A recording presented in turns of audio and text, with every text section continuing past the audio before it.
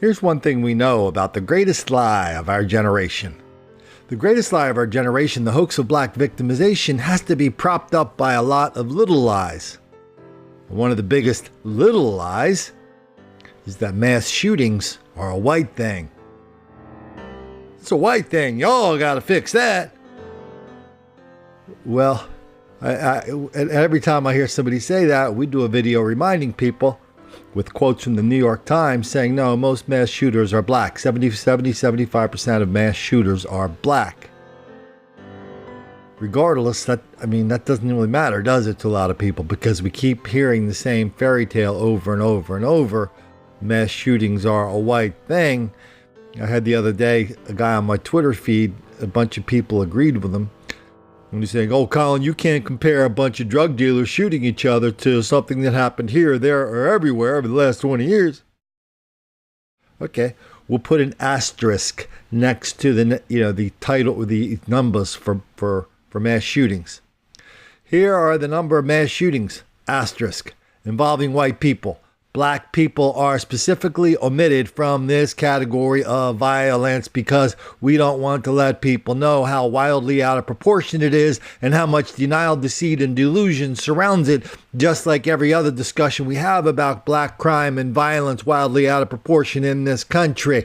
Let's get to the latest one in Kansas City, though it probably doesn't even count. Yeah, Lauren. Well, Shantae Harris tells me that her daughter was shot 5 times in the hip area. The 18-year-old is not only a cancer survivor, but an amputee as well. I was at a party and a bunch of gang-related members just came in shooting. Recovering inside her hospital room at St. Luke's, Dorena, who did not want to be fully identified, shared this video message with Fox 4. I was shot 5 times, 3 times in my left leg and twice in my right. She's one of several young people who attended what was being promoted as a rave inside a used car dealership called the Horseless Carriage in Kansas City, Kansas, Saturday night. They were there to see KC rapper Lindell. To my understanding, this local rapper has enemies, that's their Facebook phone. Dorena's mom, Shantae Harris, says she panicked when she heard her daughter was one of 8 people shot following what police would only call a disturbance inside the business. She said she had to crawl her way to a door. People were stampeding and, falling over each other. What led to the shooting is still being investigated, but Dorena told her mom it may have stemmed from the popping of a balloon. The balloon popped, then next thing they heard was gunfire. A man in his 20s was killed. 7 others are expected to survive, including Dorena. She's talking to us, she's smiling, she's happy to be here. Shantae says her daughter is not a bad child and was simply in the wrong place at the wrong time. She works, she's not in the streets starting no trouble. She challenged Wyandotte County to offer more opportunities for young people looking for things to do on the weekends. When I was coming up, you had the skating ring, you had Indian Springs, the Fun Factory, you had different things, entities to do. They don't have that now. Right now, multiple people are in the hospital after a mass shooting at a Fraser nightclub. Good evening, I'm Mary Jo Ola. Memphis police say the shooting happened around 2 this morning outside of Club Bosses. That's near the corner of Delwood Avenue and North Watkins. The club owner says this is the first violent activity that's happened near his club in the last year, but community activists say once is enough. Local 24's Annette Pegler has tonight's top story. Signs like this one surround Club Bosses in Fraser just hours after 5 people were shot in the parking lot. Community leaders are making a plea to the public tonight to put down the guns and do the right thing. This is not the norm. Stevie Moore, president of FUN, which stands for Freedom from Unnecessary Negatives, is fed up. He's putting up these signs that read, "Education is key, stop the killing," in response to Saturday morning's mass shooting outside of Club Bosses. This shouldn't happen. 5 people in one night.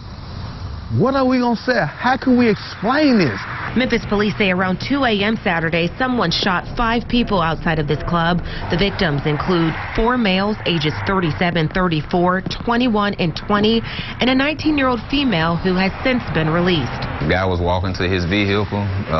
Some guys from the street just started opening up fire, from my understanding, and I think a few people got hit that might have been with him. It was a birthday party. The building was rented out.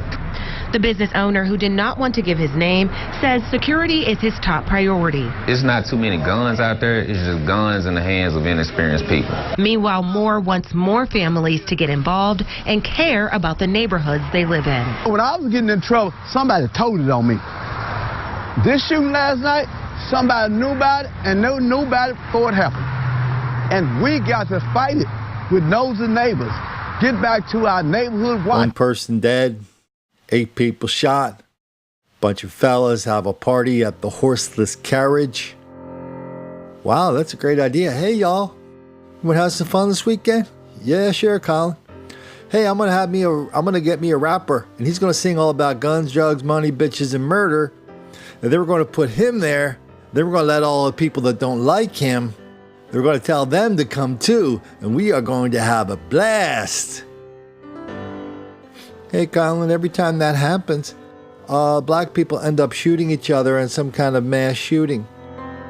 I know.